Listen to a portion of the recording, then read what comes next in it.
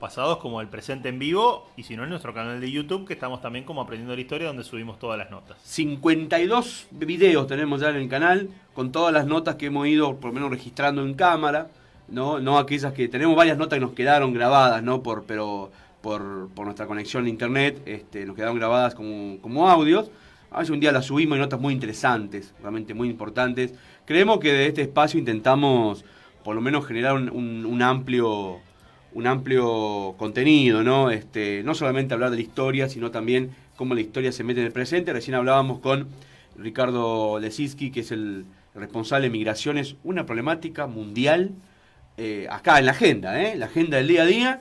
Yo creo que Argentina coincido unas cosas con él, otras no, pero me parece que realmente es importante el primero conocer los derechos humanos, porque quieras o no quieras, de alguna manera u otra somos todos migrantes.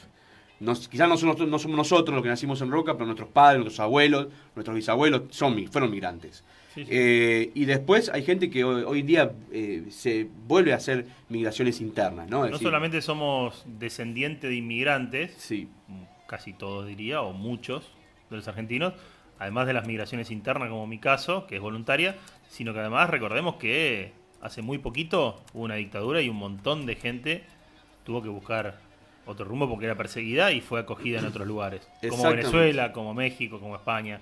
Entonces, olvidarse un poco de eso es lo que me hace despotricar justamente contra España, contra Italia.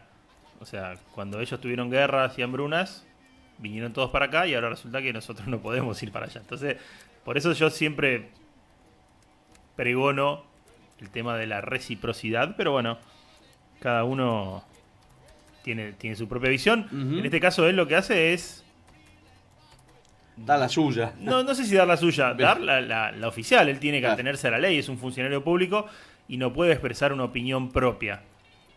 Porque tiene un mandato de cumplir la ley. Estaría bueno hablar largo y tendido acerca de qué otras funcionalidades le harían falta a la ley para ser, según su visión, más abarcativa, más precisa. Exactamente. Si es conveniente esta ley o no. Pero bueno, también tiene que ver con lo que siempre dice nuestro compañero Gustavo Tonichelli. Tenés que saber qué querés para un país, porque la ley Avellaneda nace para poblar el país, para poder crecer en producción, para poder dinamizarlo. Ahora, ¿qué hace falta como país? Y la verdad que no sabemos a dónde vamos, entonces no sabemos si hace falta o no migración. Claro. Uno puede decir que sí y otro puede decir que no. Depende hacia dónde quiera ir. Está bien. Como no sabemos... ¿Y qué hace con la gente que sí o sí se mueve, no? Es decir, y no, obviamente no podés decir, que hablábamos de países... Esperá que debatimos... Hay país, claro, tenés que recibirlo. Hay países expulsores hoy. Hoy tenés países expulsores. No, tenés que recibirlos o no, va de acuerdo a cada legislación. Claro. Nosotros tenemos una legislación que lo permite, así que nada, no podemos saltear la ley. Por más que a mí me guste o no, tenemos que recibirlo. Hay que cumplir la ley. Exactamente. Y si no, hay que cambiar la ley, pero digo... Sí. Es una problemática bastante amplia porque excede esa ley puntual y habla de un modelo de país, de un esquema. Exactamente. Así que bueno, sí, pasamos señor. al día 16 de octubre. 17. Estamos en el 17, señor Gustavo Fasa. Me quedó algo del 16. Ah, perdón. Dígame, ¿qué le interesó algo? Me interesó algo muy puntual. Usted sabe que lo mío con la montaña es amor puro. Porque el 16 de octubre de 1986, Reinhold Messner se convierte en el primer hombre en escalar los 14 8000. Y no solamente escaló los 14 8000, que están todos en el Himalaya. Algunos en el Himalaya nepalí, otros en el indio y otros en el chino. Sino que además lo hizo sin oxígeno adicional. El caso del Everest, ¿no? Ninguno. A todos. Todos los 8000. Qué va. El Everest es el más alto, 8848 tiene. O sea que pulmones de acero. Pero todos, y además estamos hablando del K2, que es una punta. Sí, es el más difícil de subir. El más técnico de todos. Queda el compromiso para que traiga al programa. Nosotros acá en Roca tenemos una persona que ha subido. No sé si, no estos, no todos. Ella hizo el Seven Summit. Claro, que son Alejandro los 7 cerros más altos de cada continente, ¿no? Exactamente. Bueno, pero este señor, Messner, como usted bien lo dice, usted sabe de esto acá, usted el que sabe, él subió los 14 cerros más altos del mundo. Sí, también hizo el Seven Summit. Claro. Pero para, digamos, el nivel de él no era importante. Lo importante era... subir un cerro de 5000 metros. Bueno, yo tengo registrado que, por ejemplo, cruzó la Antártida sin ayudas externas. Sí. Un tipo. Bueno, sigue estando. Hace poquito, el año pasado, Mirá.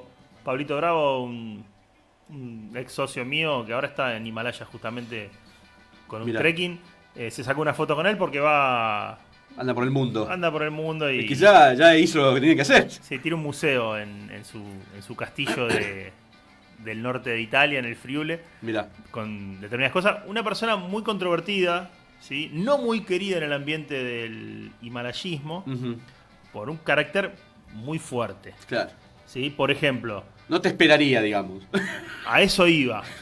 Cuando hace el K2, si no me equivoco, lo hace con el hermano, como compañero de cordada. Sí. ¿Sí? Compañero de cordada quiere decir, tu vida depende de la mía. Y viceversa. ¿Sí? Estamos amurados. Sí, sí. Bueno, el hermano viene una avalancha, desaparece. Él siguió la cumbre. Llegó. Él llegó. Mirá Mi hermano, vos. y mi hermano se cayó. Cosa que hay una Persona muy fría, muy Sí, mental. sí, Bueno, sí, y sí. como eso, él no podía tener compañero de cordada porque era extremadamente fuerte, extremadamente técnico, extremadamente rápido.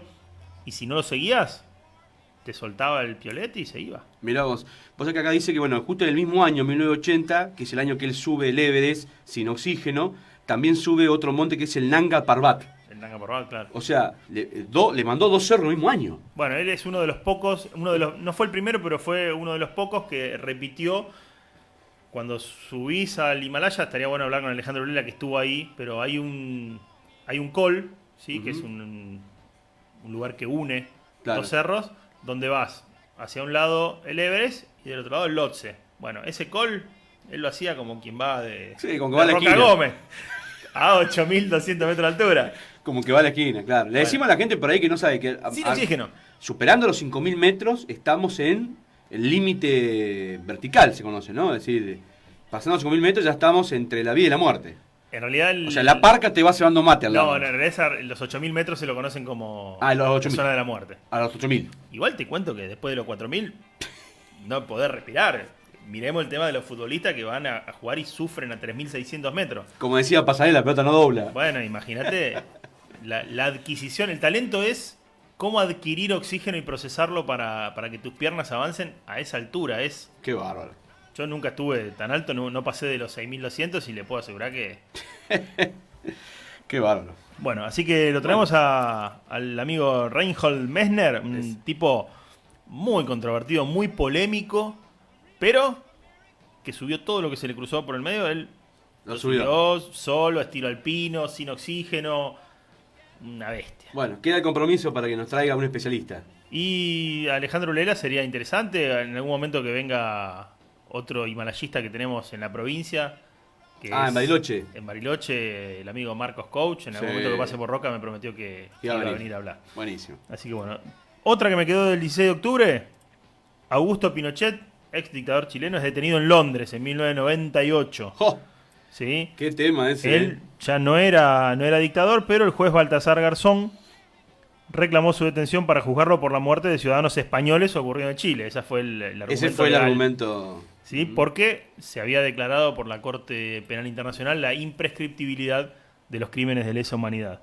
Pero, lamentablemente, la justicia londinense lo liberó. Ujú. ¿Sí? Me acuerdo un tema que lo vamos a poner después de León Gieco que dice: Inglaterra se jactaba de su honor y de su ley. Me Sí. dice: ilegales son los que dejaron ir a Pinochet. Inglaterra se jactaba de su amor y Exactamente. de su Sí, honor y sí. de su ley. Estamos hablando de esto ya en 1998. 1998, hace relativamente poco. ¿Cuál fue el criterio adoptado en ese momento por la corte que lo dejó ir? El pragmatismo, no la ley. ¿Por qué? Y porque de la misma forma que Pinochet podía ser juzgado Bush padre, Bush hijo, Margaret Thatcher. Sí. Todos los presidentes o responsables de decisiones de países del primer mundo que de repente van y sueltan una andanada de bombas en Siria y matan 200 civiles Claro. como si nada. Sí, andá a bombardearlo. Uy, erré la telemetría, le pegué a un hospital. Y bueno, daños Claro. colaterales. O tantos golpes de Estado que promovió Estados Unidos en el mundo. Exacto. O sea, vení Kissinger a contarme cuál es tu responsabilidad. Bueno, habría Abría la puerta de una caja, abría la caja de Pandora. Habría, exactamente, yo creo Entonces, que y se hubiera venido quizás una lluvia de... Los ingleses que son muy pragmáticos dijeron, no, anda tranquilo. Clean caja. Bien. Ahora pasamos- sí, pasa el 17 de octubre. ¿Qué pasó algo el 17 de octubre? El 17 de octubre pasaron muchas cosas, señor Gustavo Fasa. ¿Algo importante? ¿Usted le parece? Sí, por ejemplo, se elevaba el 17 de octubre de 1908, Eduardo Newbery, el hermano, ¿no?, de Jorge, elevaba el primer aerostato, un globo, que el famoso Pampeano se llamaba, y lamentablemente el 17 de octubre de 1908, que era la 9ª ascensión en la historia que ellos realizaban, el viento los llevó hacia el río y bueno, nunca más se supo de ellos. Pasó a la historia Eduardo Newbery, toda la familia Newbery, ¿no? Es decir, Jorge, su hermano, que es uno de los fundadores del primer aeroclub argentino, ¿no? Y bueno, de la aviación, pionero de la aviación argentina, justamente estamos hablando hoy. Y vamos a seguir, porque en realidad el 17 de octubre, más allá después vamos a hablar del tema del peronismo, obviamente, le hacemos recordar a todos que usted, un 17 de octubre del año 1916, nacía en Buenos Aires José López Rega. Justo, 17 de octubre de 1916. ¿Casualidad o causalidad? No sé, fue, digamos, tuvo una gran influencia sobre el tercer gobierno de Perón y de María Estela Martínez de Perón, a cargo del Ministerio de Bienestar Social durante los gobiernos de Cámpora, ¿no? Así que, pero bueno, yo creo que el nacimiento del mal, se lo conocía esto a López Rega, lo vamos a dejar de lado. Y el 17 de octubre del año 1922, el general Enrique Mosconi asumía el cargo de director de YPF. Un militar, ingeniero civil argentino, que fue el pionero, ¿no?, de organizar la exploración y la explotación del petróleo en Argentina. Es el ideólogo, ¿no?, y el primer presidente de esta empresa cuando se va a crear yacimientos petrolíferos fiscales. Y para eso, porque también está en la agenda, como está el tema de las migraciones, tenemos un llamado telefónico y vamos a hablar con un amigo, el doctor Ignacio Sabatella, doctor en Ciencias Sociales, investigador del CONICET, alguien que desarrolló un trabajo muy importante con la historia de YPF, de toda esta movida que ha tenido Argentina entre la vida estatal y la vida privada. Y yo digo, ¿por qué está en la agenda? Porque hoy está en la agenda el tema de la tarifa del gas y sin lugar a dudas, qué mejor que alguien que ha investigado y que sabe cómo llegamos acá, en Aprendiendo de la Historia lo tenemos a él. Ignacio, muy buenos días. Flavio Fernández te saluda de acá de General Roca, de la provincia de Río Negro. ¿Cómo estás, Flavio? Buenos días para todos y todas. Gracias por el llamado. Bueno, gracias a vos por atendernos. Se nos fue un poco la hora de los programas, ¿viste? Bueno, vos haces radio también, así que conocés un poco la dinámica de los programas. Pero la verdad, no queremos sacarte mucho tiempo y, sé que en tu investigación estuviste trabajando, ¿no?, el tema de YPF y el tema de la extracción de gas. Y hoy nos encontramos con una situación complicada, ¿no?, con respecto a las tarifas, dolarizados. ¿Por qué no nos contás así? Yo sé que los tiempos radio son complicados, ¿no? Pero en algunos minutos, ¿cómo llegamos acá? ¿Qué es lo que nos está pasando y qué es lo que nos puede llegar a pasar, no? Bueno, a ver, vos arrancaste hablando de la historia de YPF, no tenía presente la efeméride del 17 de octubre del 22, no me acordaba exactamente que fue el 17 de octubre que asumió el general Mosconi la dirección de YPF, pero bueno, Argentina tiene una rica historia, una rica tradición de explotación de petróleo y gas, incluso YPF fue la primera petrolera 100% estatal del mundo, esto es un hecho que muy pocas veces destacado. Y primero, si bien Argentina se enfocó en el petróleo, a partir de la fundación de gas del Estado en la década del 40 y luego el desarrollo de los gasoductos, en las décadas siguientes Argentina adoptó una matriz gasífera muy importante. Al día de hoy el gas explica el 52% de la matriz primaria de energía de todo el país. El gas se usa tanto para calefaccionarnos como para cocinar, pero también se usa mucho a nivel industrial, se usa en el transporte obviamente, y uno de los mayores usos en los últimos años es para generar electricidad en las centrales térmicas que funcionan con gas natural. Claro. Con lo cual somos muy dependientes de gas. En el año 2005 empezó a declinar la producción local de gas. con lo cual Argentina tuvo que recurrir a la importación de gas de Bolivia para complementar su demanda local, y a partir del año 2008 a importar gas natural licuado, GNL, que se hace por vía de barcos, y para eso Argentina tuvo que instalar plantas de regasificación en Bahía Blanca y en Escobar, en provincia de Buenos Aires. Que ahí salió, perdóname Ignacio, que ahí salió hace poquito que recién terminamos de cortar el contrato de uno de los barcos gasificadores que se encontraba en Bahía Blanca, ¿no? En Puerto Rosales. Así es. Bueno, eso tiene que ver con que muy recientemente la producción de gas nacional se está recuperando.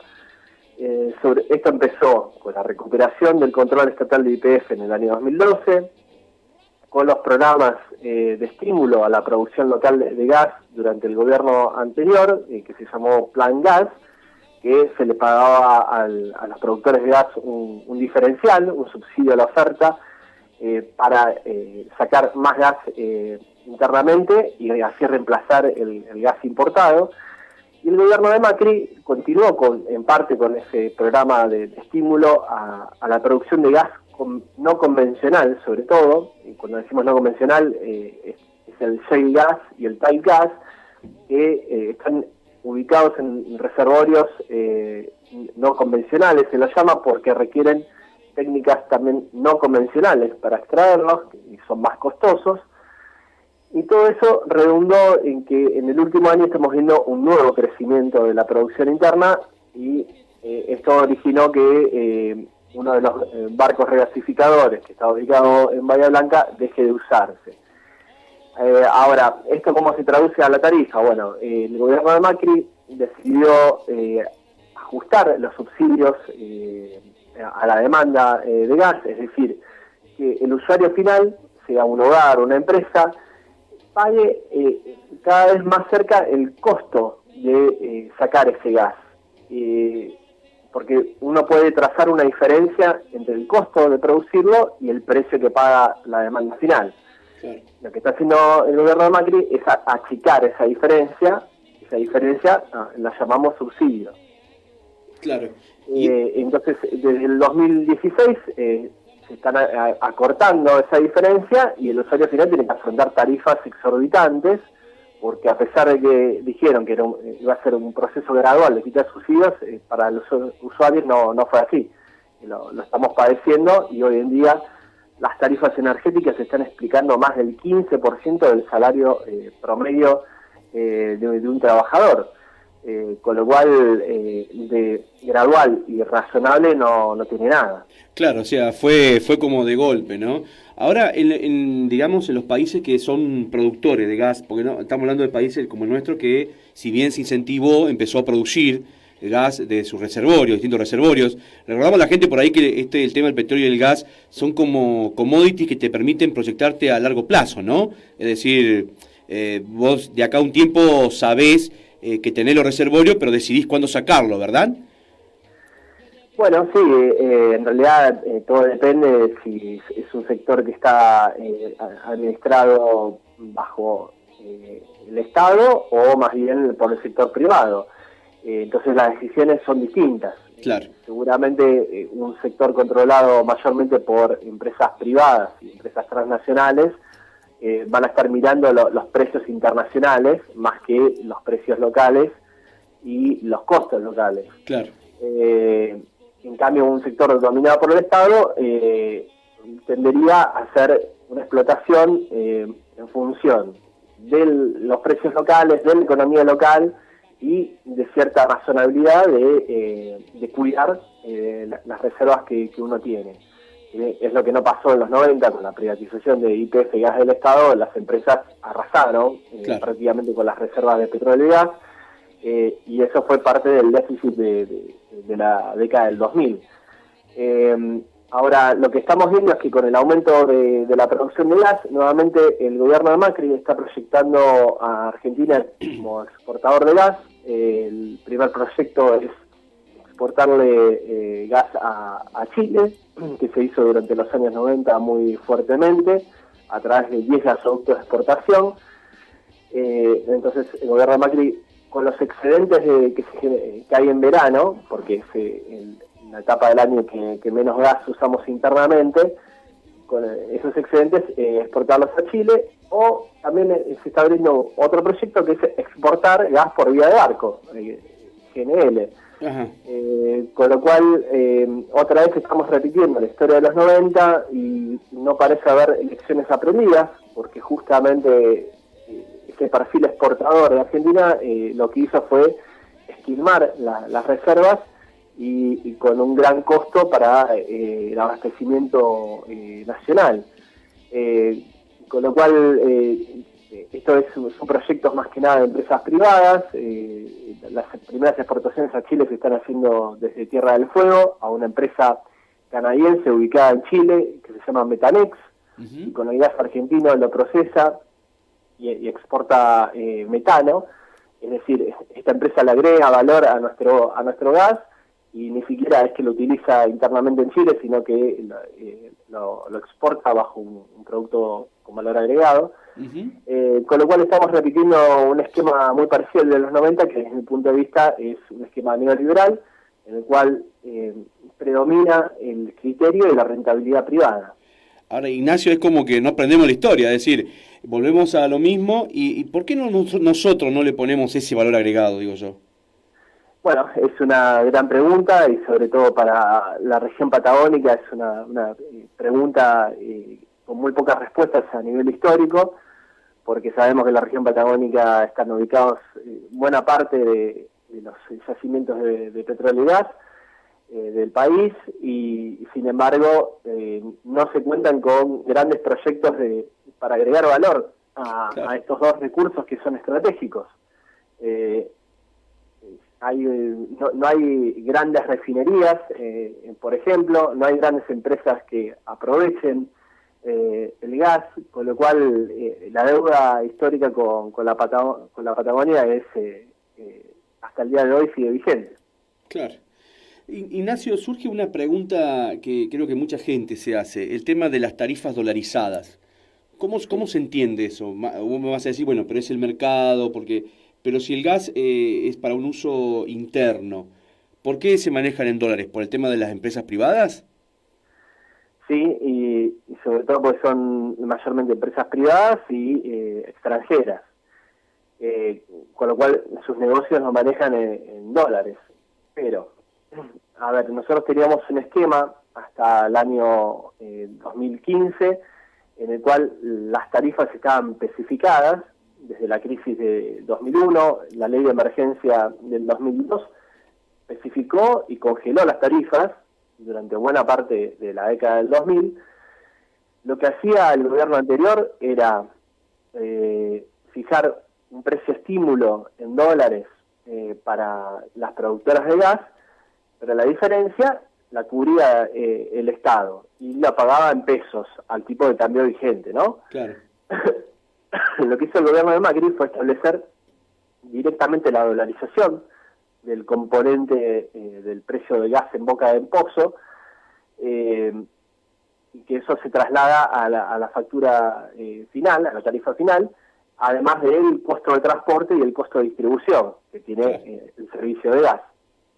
Claro, porque son otras, tenés la empresa que lo extrae, la empresa que lo transporta por los grandes gasoductos, y tenés el que lo distribuye localmente, ¿no?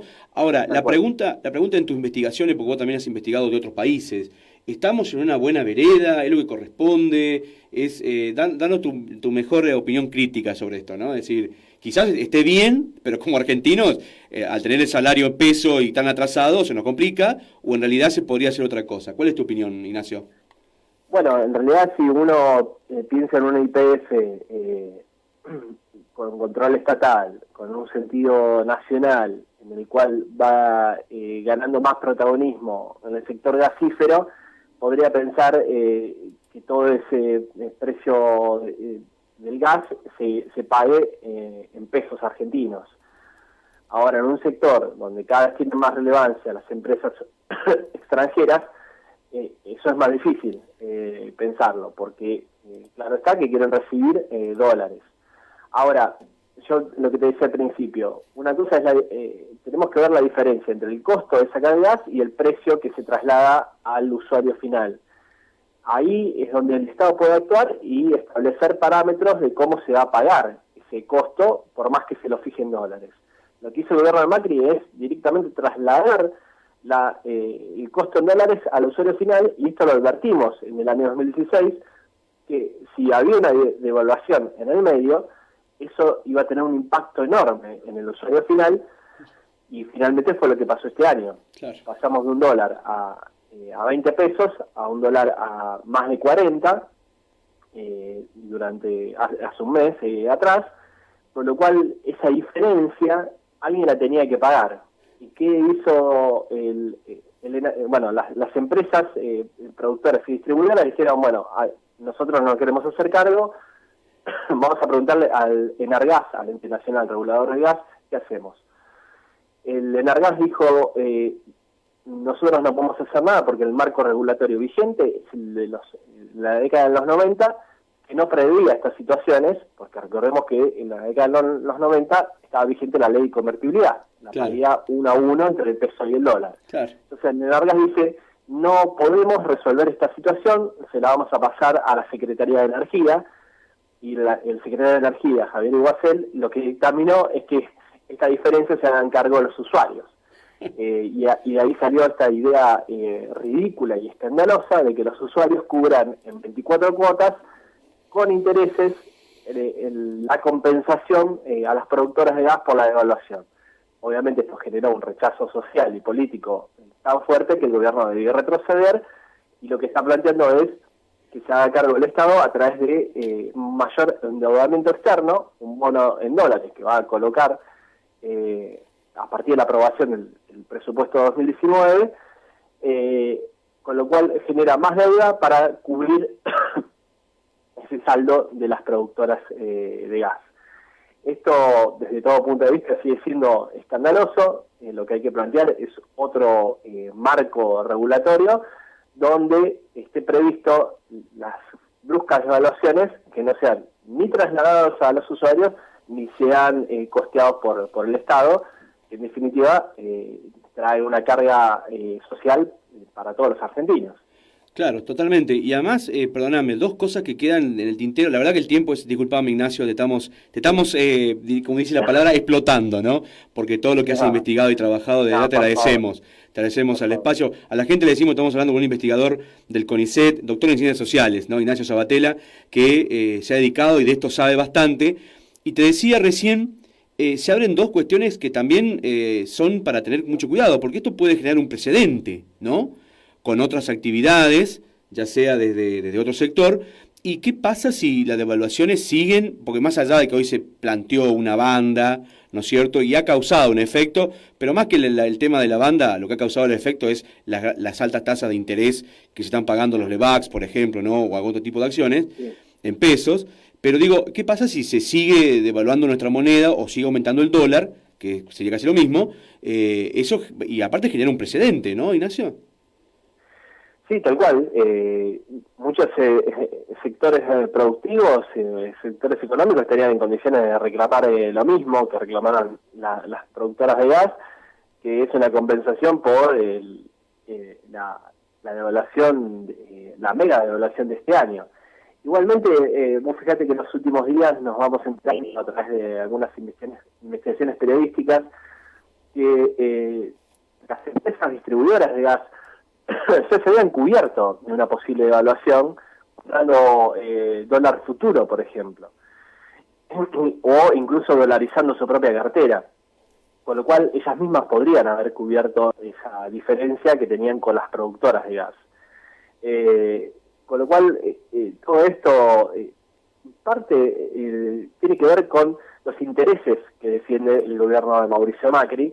Está claro que un buen componente de los grupos de interés que integran el gobierno de Cambiemos están vinculados con las empresas energéticas, y con las cuales nunca van a salir perdiendo, y hasta incluso salen ganando de más. Pero a su vez, como vemos una política económica muy inconsistente, donde la política tarifaria es incompatible primero con una política antiinflacionaria. Esto lo dijimos incluso en la campaña electoral de 2015. Si vos querés combatir la inflación, no podés subir las tarifas como las subieron en los últimos 3 años. Y además vemos que es incompatible con una política cambiaria flexible, es decir, dejar flotar al dólar hasta los 42 pesos como llegó a su máximo, es incompatible con la política tarifaria dolarizada. Claro. Con lo cual vemos muchas inconsistencias en la política económica del gobierno Macri que tiene que ver con los diferentes intereses que empuja, los intereses de las empresas energéticas, los intereses del sector agroexportador, que le conviene un dólar más alto, los intereses del sector financiero, que apuntan a tasas altas, y a la bicicleta financiera, con lo cual, desde todo punto de vista, la política económica de Macri es inconsistente y tiene que ver con esto. Ignacio, te consulto, hablabas recién Flavio te consultaba acerca si no puede haber otras empresas que reclamen en este sentido.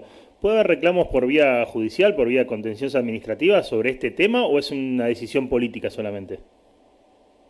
Mira, desconozco los alcances jurídicos que puede tener. Hasta ahora no vi presentaciones de otros sectores, pero sí están en su derecho político, por decirlo de una manera, de reclamar alegadamente al gobierno, porque en definitiva muchas son decisiones de corte netamente político. Y Guasel en su momento dijo, no, nosotros nos estamos apegando a la ley del año 92, que fue justamente de privatización de gas del Estado, y los decretos posteriores.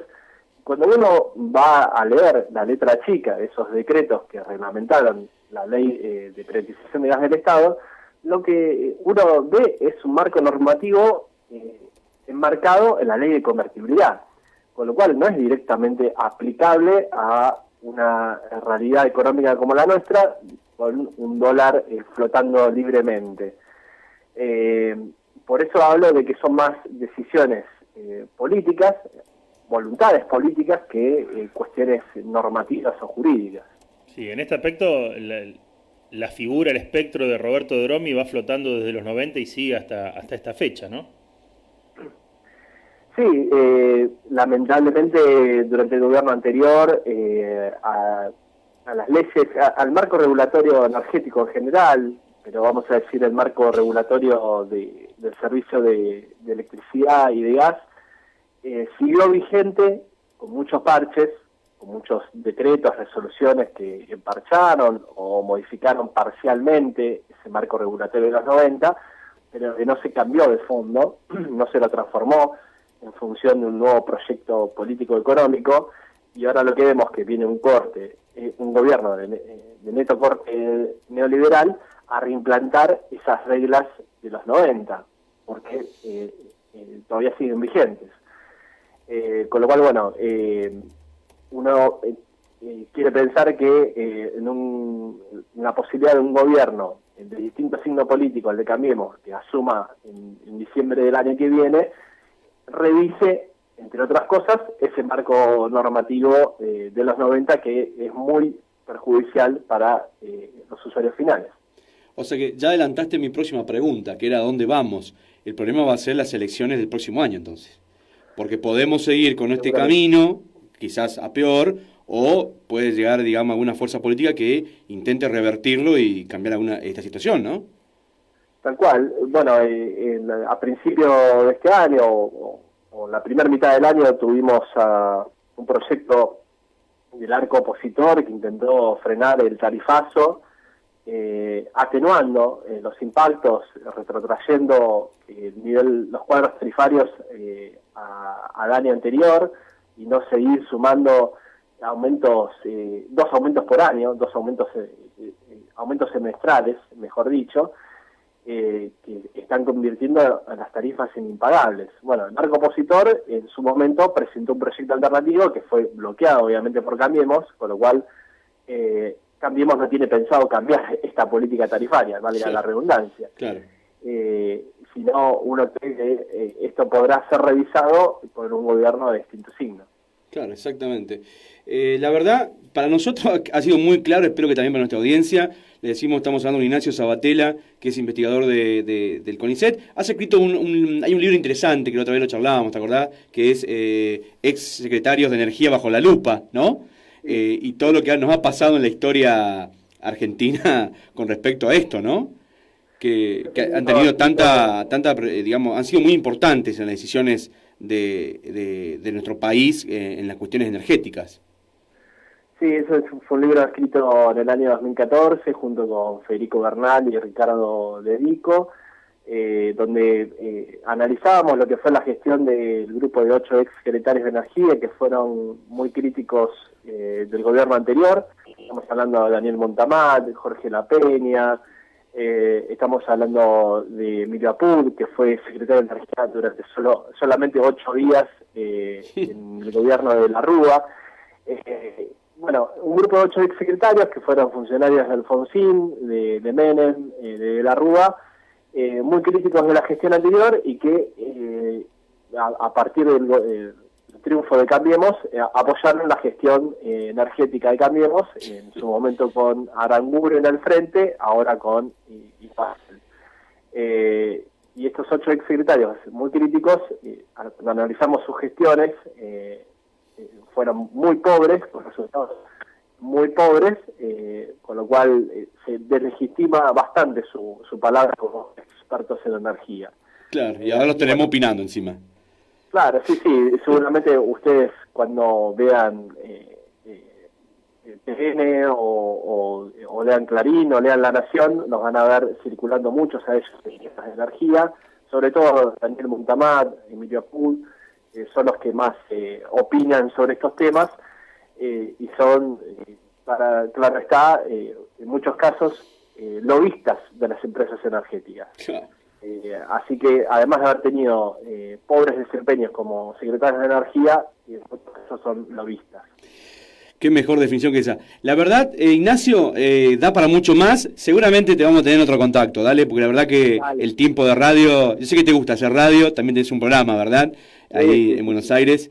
La gente realmente está, los patagónicos, encima mirá, estamos a 20 de octubre, hoy estamos con 15 grados, imagínate, ¿no? Nos tiene 2 semanas, estamos en plena primavera y hace 2 semanas que acá llueve y frío y la verdad que se nos complica bastante. Sí, me imagino. Cuando gusten, volvemos a comunicar. Te contamos, Ignacio, que tenemos un proyecto para separar la Patagonia de Buenos Aires por todos estos temas energéticos. Vamos a del río Colorado hacia abajo. Te vamos a traer como responsable de energía. Sí, creo que son nuestro candidato a ocupar el Ministerio de Energía de la República Independentista de la Patagonia. Me encanta la Patagonia, así que aceptaría con mucho gusto mudarme. Buenísimo. Che, te dejo un fuerte abrazo, Ignacio. Muchísimas gracias. Y cuando necesites algo de historia, te devuelvo el favor. Dale, me llamás y hablamos. Dale, perfecto. Un abrazo. Un abrazo, Ignacio. Pasaba Ignacio Sabatella, alguien que sabe muchísimo de esto. Ha investigado, es investigador del CONICET, doctor en Ciencias Sociales. Hizo su doctorado nada menos y nada más que en la historia argentina con respecto al sistema de energías. Algunas apostillas que me parecen importantes destacar, entre las muchas que dejó. Primero, estamos repitiendo el mismo error que en los 90. Sí. O sea, y en el los futuro 90, está como el día, gris. En los 90 saqueamos las reservas, en los 2000 no hicimos nada para remediarlo, por lo tanto fuimos importadores y ahora generamos estímulos para invertir, pero en lugar de usarlo para nosotros, lo exportamos en beneficio de los grandes grupos extranjeros. El segundo, la política económica del gobierno. No hace falta ser muy politólogo para darse cuenta, es absolutamente inconsistente en todo sentido. Uno tironea para un lado, otro tironea para el otro, me imagino... Pero está bueno que te lo diga alguien que estudió, sí, ¿no? Tal cual. Me imagino una mesa, la Gran Tupac Amaru, todos tirando de su lado, cada grupo tirando para su lado, y en el medio nosotros... Pagando. Señor Fasa, sáquenos de acá con una pausa, que ya tenemos invitado en el estudio. Sáquenos usted con su música, por favor. Vamos a ir primero a una pausa musical y después nos vamos a ir a una pausita. Y después, ¿qué tenemos? Cuénteme. Vinieron los estudiantes de la SRN1 con un proyecto. La semana pasada, la anterior, perdón, vinieron los chicos de quinto año que tenían un proyecto socioeducativo que era interesante, que era el tema de tratamiento oncológico del cáncer, y con un proyecto que van a desarrollar ellos el sábado 27, creo que tengo que colocar la fecha, que es van a juntar cabellos para hacer peluca para aquellas personas que no tienen, digamos, la capacidad de poder adquirirlas, porque son muy caras. Y hoy vienen los chicos de la SR1 del otro quinto año, que también tienen un proyecto socioeducativo que tiene que ver con, bueno, mejor lo van a contar ellos.